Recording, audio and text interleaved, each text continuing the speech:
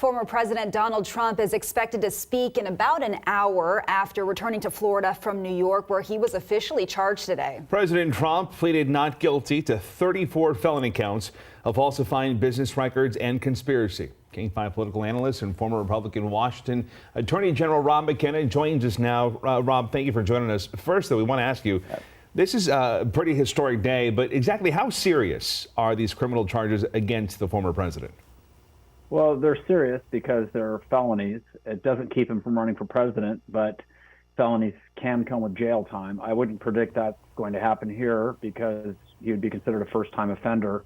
The DA has excused many people convicted of more serious crimes from any jail time at all. But having said all of that, if he's convicted of falsifying business records and furtherance of tax fraud or campaign finance violations, it could result in multiple felony convictions. Rob, in your opinion, what do prosecutors need in order to secure a conviction? What's the burden of proof? The burden of proof is beyond a reasonable doubt, which is a really high standard, as it should be in any criminal case. The weakness of this case is that it will rely heavily on circumstantial evidence and on the testimony of a convicted liar, Michael Cohen, the so-called fixer, who was Trump's lawyer and who has admitted to funneling $130,000 to Stormy Daniels.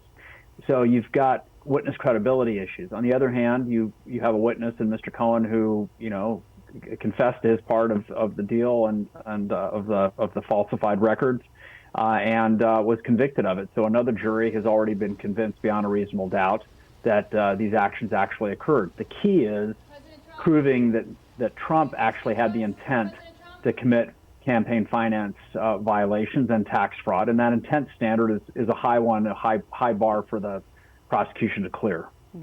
So, Rob, he was officially charged today, not supposed to be back in court until December. So what happens now in between now and then?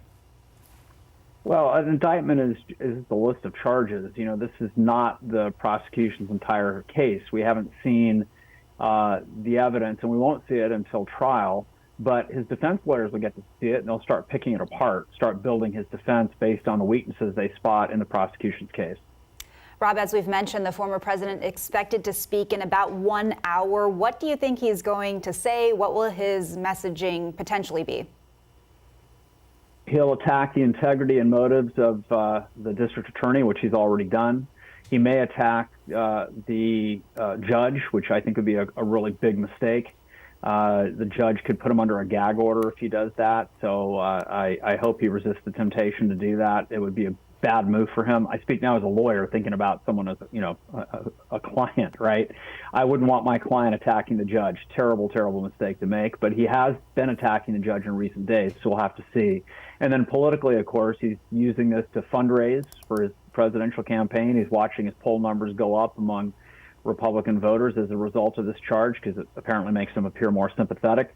So he'll definitely play up the political angle in the speech that he gives tonight from Florida. Rob, thank you for your insight. Thanks for joining us. We will talk to you again in about an hour.